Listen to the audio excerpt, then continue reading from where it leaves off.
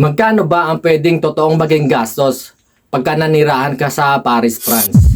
Kung plano mong manirahan o magtrabaho sa Paris o sa ibang bansa, dapat handa ka. Kung interesado ka, panoorin mo tong video na to, tapusin mo hanggang dulo. Ako nga pala si Jose Labier at isa akong OFW na naka-base dito sa Paris, France. Tara, simulan na natin.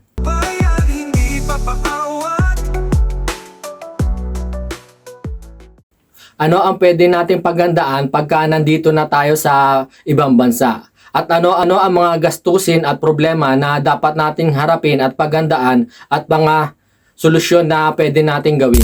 Number 1, renta sa bahay.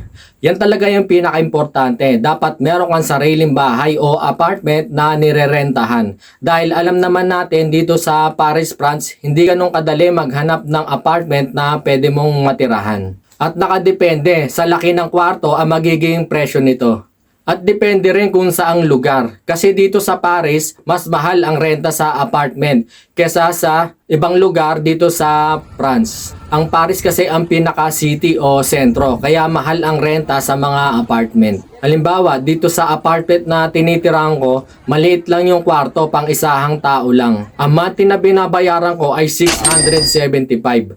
Malaki na yon para sa maliit na kwarto. Lalo na kung i-convert natin sa peso, kulang 50k per month. At pag mas malaki ang sukat ng bahay, pang 2 tao o higit pa, mas malaki rin ang babayaran mo syempre. Kasi dito sa Paris, France, nakadepende sa laki ng bahay o sukat ng apartment kung ilang tao pwedeng tumira dito at yun ang nasa batas nila. Halimbawa, pang isahang kwarto tapos 2 o 3 kayong nakatira. Ito ay hindi pwede. Although may mga gumagawa nito para makatipid sa renta. Pero ito ay bawal sa batas ng France.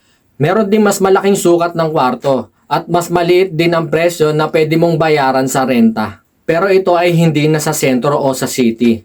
Medyo malayo na ito sa Paris. Kaya kung may trabaho ka sa Paris, kailangan mo mag-adjust sa oras ng biyahe. Dahil ito ay outside Paris, medyo malayo. Karaniwang presyo ng renta sa bahay ay nasa 600 to 1,200. At depende rin sa laki ng apartment o sukat nito.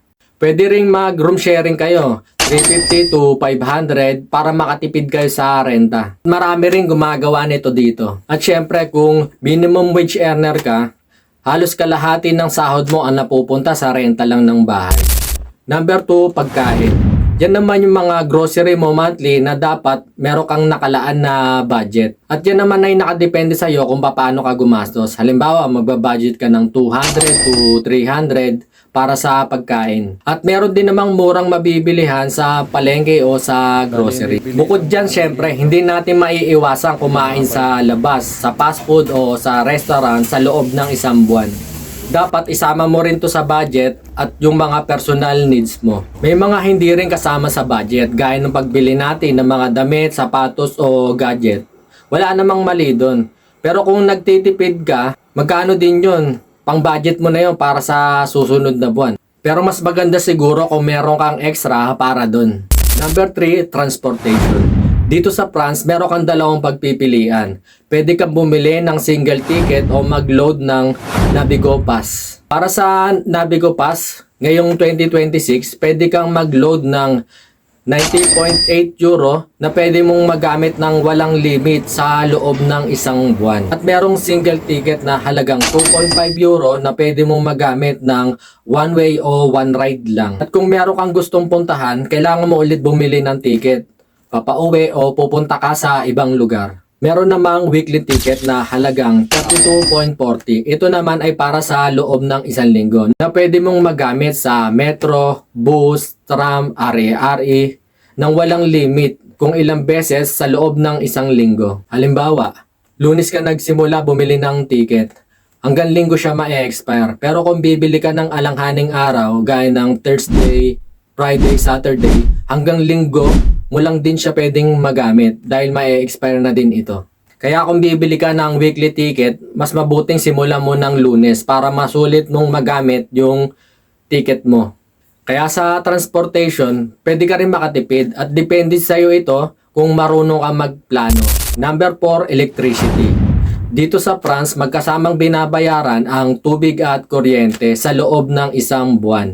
ito ay rektang kinakaltas o direct na kinakaltas sa ATM mo o sa bangko. Hindi katulad sa Pilipinas na pwede mong bayaran ng cash o personal mong pupuntahan sa Meralco. Ito ay depende sa paggamit mo. Kung marami kang appliances o malakas kang gumamit ng tubig, syempre mas malaki ang pwede mong bayaran sa kuryente. Gaya ko, nasa minimum lang. Nasa 70 o 80 ang binabayaran ko sa loob ng 2 buwan. Dahil every 2 months ang bayaran ng kuryente dito sa France. At pag winter, mas mataas ang pwede mong makonsumo dahil sa paggamit mo ng heater. Kung may internet ka sa bahay mo, nasa 30 euro din yon per month. Bukod pa doon sa personal internet mo sa telepono na ginagamit mo sa labas, nasa 20 to 30 euro per month. Magkano na lahat yon? Kaya yung magiging total average cost mo monthly ay nasa 1,200. Depende pa yon sa lifestyle mo. Kaya kung minimum wage lang ang sahod mo, magkano na lang ang matitira sa'yo. Kaya hindi porke na nasa Paris, France ka, maayos o maginhawa na yung buhay mo. Dahil dito, mataas ang cost of living. Kaya nakadepende pa rin sa iyo kung paano ka makakatipid.